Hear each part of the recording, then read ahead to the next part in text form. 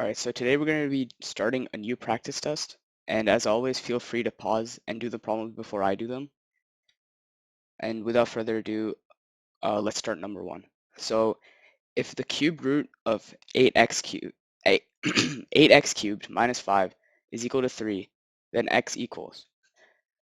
Okay, so let's just write this out again. Square root of, or rather cube root of 8x cubed minus 5 equals 3. So then we're going to cube both sides. So 8x cubed minus 5 equals 27. Then we're going to add 5 to both sides. So 8x cubed is equal to 32. Then we're going to divide both sides by 8. So x cubed is equal to 4. And then we're going to take the cube root of 4. So x is going to be equal to, let me just get my calculator out. Cube root of 4. And that's going to be 1.59. So our answer is going to be letter B right here. Let me just get rid of some of this work so I have space for the next. Okay, so number 2 asks, what is 10 factorial over 3 factorial 7 factorial? So what a factorial does is multiplies a number by all the preceding numbers, right, all the way to 1. So this would be 10 times 9 times 8 and so on. And then this is 3 times 2. I'm not writing times 1 because that's implied. And then we have 7 factorial, so I'm going to write that out now. Times 7 times 6 times 5 and so on. So we can cross out the 7 times 5 times 6 or 7 times 6 times 5, however you want to read it, because it already shows up in 10 factorial. Because remember, this is going to multiply by all the numbers down to 1. So that's already taken care of. So now all we have is 10 times 9 times 8 over 3 times 2. So we can cross out this 2, and we can just make this 8 a 4. We can divide it by 2. We can cross out this 3, make this a 3. So it turns out to be 10 times 12. So this is going to come out to be 120. Alternatively, I know the TI-84 has a factorial button. So that's under probability, and then you hit number 4. Or math, then probability, and then number 4. So you can use that if you're using that calculator during the test. But this is how you do it by hand. So on to number 3. Which of the following lines is perpendicular to the line y equals 3/2 x plus 7? So the definition of a perpendicular line is that it forms right angles with a different line. And in the equation y equals mx plus b, all that this means is that the new slope of the perpendicular line, so we have 3/2 x plus 7, that's our original line, and the new slope is going to be negative 1 over m. So in this case, it's going to be negative 2 over 3, and that's the slope that we want. Now, when you look at all these answer choices, you notice that none of them have that slope except for D. So then we know that D is our answer. So this next problem asks if fxy is equal to 1/4 x minus y, which of the following is equal to f8 comma 3. So we're going to go ahead and plug in x and y with these values. So 1/4 times 8 minus 3. That's going to give us 2 minus 3, which is equal to negative 1. So now what we have to do is figure out which one of these that we plug into this equation is also going to give us negative 1. And so I have a hunch that it might be A or E, so let me try E first. So 1/4 negative 12 minus negative 2, that's going to be negative 3 plus 2. Okay, cool, so that's negative 1. So letter E is going to be our answer. So that's all you have to do. First, you have to plug in the values that they give you, and then you look at the answer choices, and then you select the one that's going to give you the same value. So number 5, if f of x equals x squared plus 1, then f of 4 is equal to. So first you want to put, you want to figure out what f of 4 is. So let's go ahead and do that. So f of 4 is equal to 4 squared plus 1, which is equal to 16 plus 1, so that's 17. And now we want to put that back into f of x. So we want to do f of 17 because f of 4 is equal to 17. So then f of 4 would be f of 17. That's a lot of f ofs. So f of 17 is going to be equal to 17 squared plus 1. And I don't remember what 17 squared is off the top of my head. So our answer is going to be 290, which is letter D right here. Number 6. Assuming a is not equal to 0, 5 minus 1 over a to the negative first power is equal to. So let's write that out over here. 5 minus 1 over a to the negative first power. And so a to the negative first just means that you really just have a 5 minus 1 over a over 1 over a. So now we're going to distribute this a to the top. So now we're going to multiply this by a. So 5a minus 1. And you see that that's one of our answer choices right here. So that's all you have to do. So number 7. If secant theta is equal to negative 2, then cosine theta secant theta is equal to. And if you remember your trig identities, secant theta is just 1 over cosine theta. And then the alternative is also true. So cosine theta is going to be 1 over secant theta. Then you're going to multiply by secant theta. So this is going to be 1 over 2, because we're given that secant theta is equal to 2. 1 over 2 times 2, which is just equal to 1. So our answer is letter D right here. Number 8. If 16x to the fourth minus 9 is equal to 4, then x could equal which of the following? So we're going to write it out first here. We're going to add 9 to both sides. We want to isolate this variable. So we're going to divide both sides by 16. X to the fourth equals 13/16. Then you're going to go ahead and take the cube root of x, or rather the cube root of both sides in your calculator. So that's what I'm doing right now. And our answer is going to be plus or minus 0.95. And then you see right here, letter B is negative 0.95. And remember that it has to be plus or minus because this right here is an even degree. So negative 0.95 to the fourth power is 13/16, and 0.95 to the fourth power is also 13/16. So you have to keep that in mind. All right, number 9. If a hexahedral die is rolled 2 times, what is the probability of not rolling a 6 both times? So what hexahedral means is literally just 6-sided, hexahedral. And it's going to be rolled 2 times. And this is very similar to an example that I did in a past video if you did watch that. So we have these possibilities: 1, 2, 3, 4, 5, 6. So 1, 2, 3, 4, 5, 6. These are all the numbers you can have on a dice. And so we're going to cross out 6 because that's not the one we want. So we have a 5/6 chance of rolling anything but a 6. So, but that's just for one die. So it's going to be 5/6. We have a different case, completely independent, but with the same chance.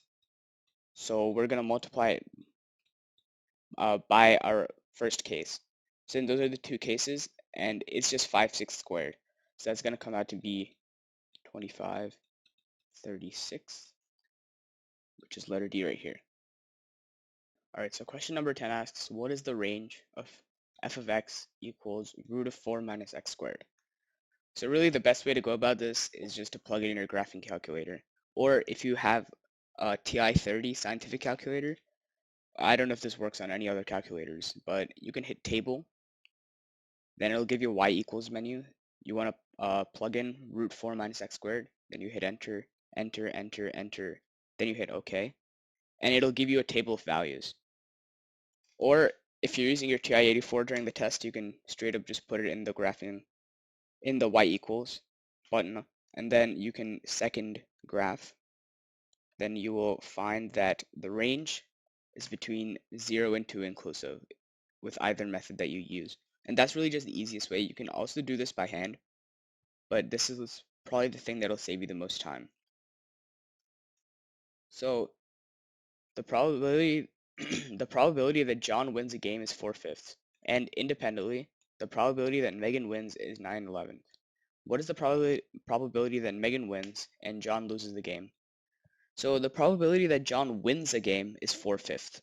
And we know that all our probabilities have to add up to 1. So P1 plus P2, Pn. It all has to equal to 1, right? So the other 1/5 of John's probabilities are going to be that he loses a game. So in other words, 1 minus 4/5 has to equal the probability of loss, or in numerical terms, 1/5. And independently, the probability that Megan wins is 9/11. So the question already asks that, or rather it states that Megan wins and John loses. So since these are two independent events, we just have to multiply these together. So 4/5 times 9/11, that's going to come out to be 36/55. And that's letter C right here, so that's our answer. This question asks, in figure 1, what is the value of theta? So this is a very simple question, and as you'll recall, the formula for tangent is tangent of theta is equal to, let me get rid of this, is equal to y over x, or maybe you've learned it as opposite over adjacent.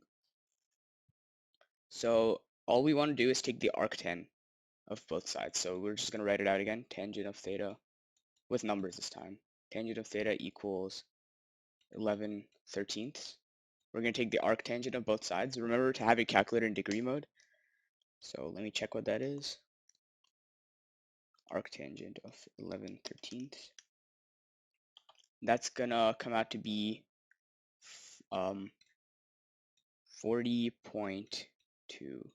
That's not a 2. 40.2 degrees. That's theta. So that's letter C right here.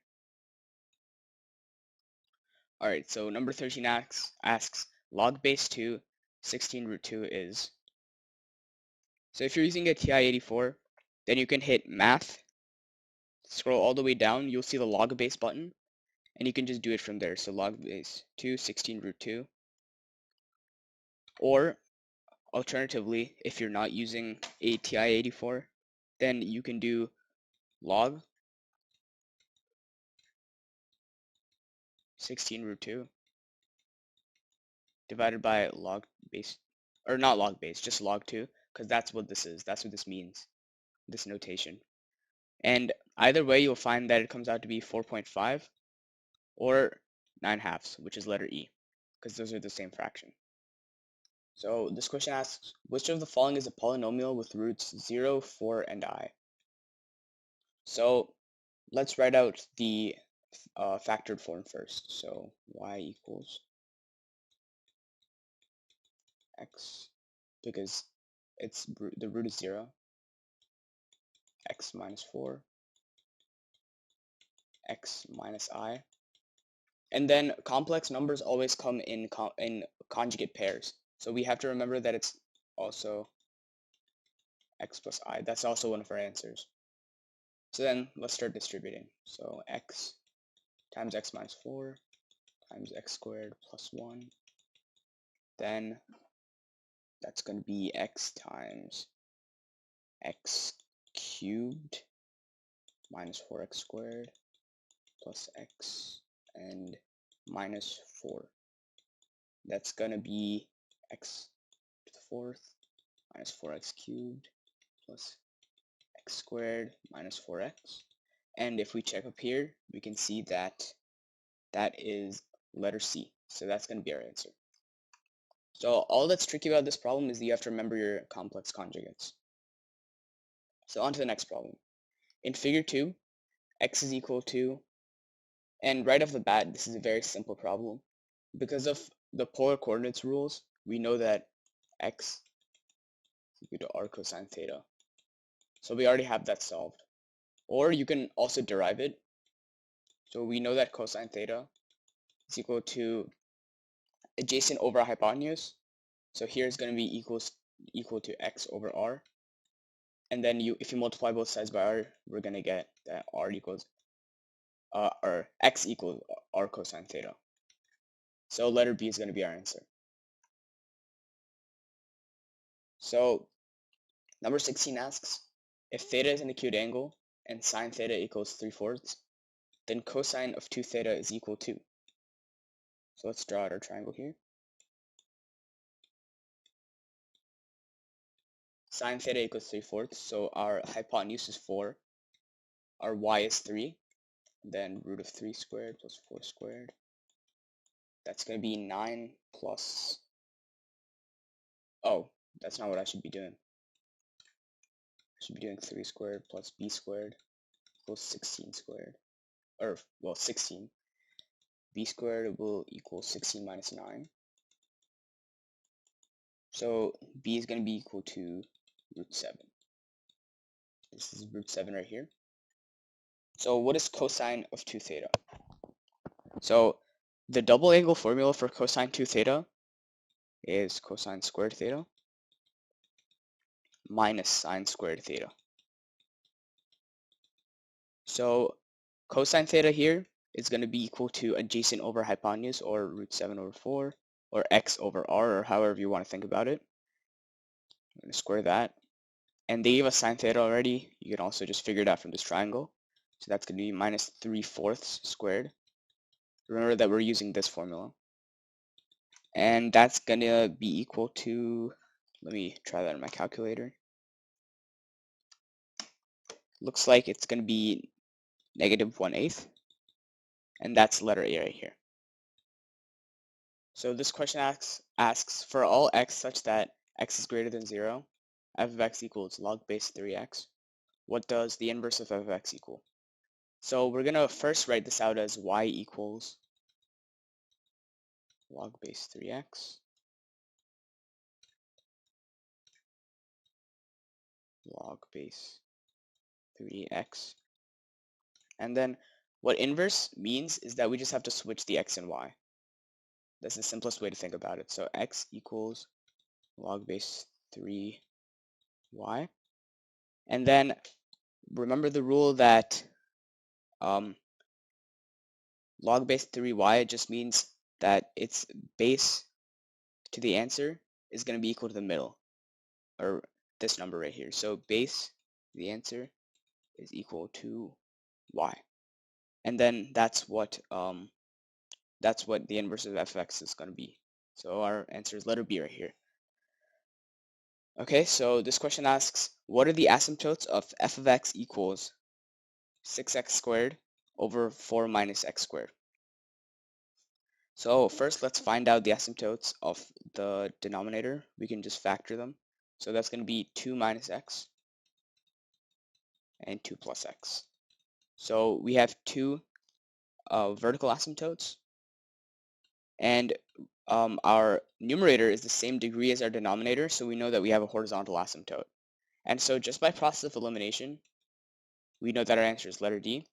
But you could also just do the work, and you would find that you also have a horizontal asymptote of y equals negative 6.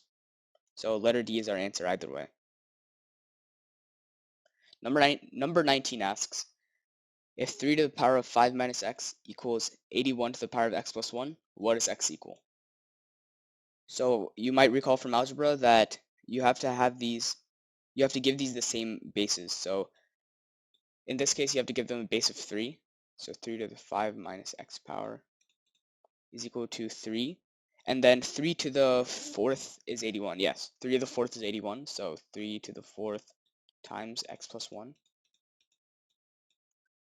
And then at this point, you can just set 5 minus x and 4x plus 4 equal to each other. So I'm just going to distribute that 4 times x minus 1. 5 minus x equals 4x plus 4. Then we're going to bring the constants to one side and the variables to one side. So 1 is equal to 5x. And x is going to turn out to be 1/5. And that's our answer. So this question asks, the graph of this equation, that's right here, is which of the following? So this is actually a pretty simple problem. So we know that it's not a parabola right off the bat because both the leading x and leading y terms both have both are to the second power, or they're squared, I should say. So it can be a parabola. And they're also not negative. So we know that it can't be a hyperbola. And their coefficients are different. So we know that it can't be a circle or a semicircle. So that leaves us with one answer, and that is an ellipse. So for this, all you have to just remember is the equations of these different conic sections, which I'm sure you can memorize with enough time. So this question asks, if f of x equals 2x plus 5 and g of x equals 1 over 6 plus x, then f g of 12 is. So what this is asking is, what is f of 12 times g of 12? So f of 12 times g of 12 is equal to fg of 12. That's just what that notation means. So we're going to find out what f of 12 is and then g of 12 is. So f of 12 is going to be equal to 2 times 12 plus 5, which is equal to 29. And then g of 12 is going to be 1 over 6 plus 12, which is equal to 1 over 18. And then 29 times 1 over 18 is going to be f of 12 times g of 12, or our answer is just 29 over 18. And that's going to be letter C right here. So this question asks, 7 integers are arranged from least to greatest. If the median is 9 and the only mode is 7, what is the least possible range for the 7 numbers? So right off the bat, we know that 2 or more of the integers are going to be 7. So let's just put 7, 7. And then the problem is asking for the least possible range. So we're going to assume that 3 integers are equal to 7. And then from here, we have a median of 9. And so this could either equal, or our scenario could either be 10, 10, 11, or 7. Let me just put commas between these. 7, 9, 10, 11, 11. And so 7 still remains our mode, but we have 2 of the numbers that are after 9. And so our range either way is going to be 11 minus 7, which is just going to be equal to 4.